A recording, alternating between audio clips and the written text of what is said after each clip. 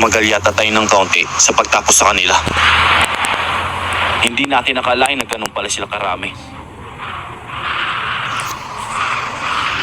Pero mas okay na rin yun dahil ngayon may mapapagtanungan na tayo tungkol sa dalawa, kay Illumi at kay Chrollo. Siguro naman ay may kinalaman sila tungkol dun. Buti at nasabi mo yan. Meron pang isang may malay na pwede natin pagtatanungan.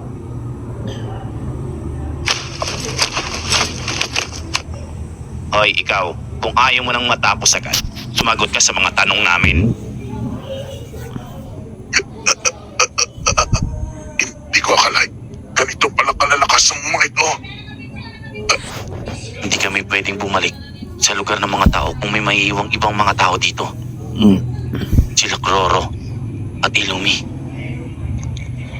Kailangan namin magpadali na mahanap sila, kuya, dahil hindi namin alam kung ano nang nangyayari sa kanila. Bitawan niyo na ako pakiusap. Ano man ang mga tanong niyo sasabihin ko. Pero depende ito sa mga nalala.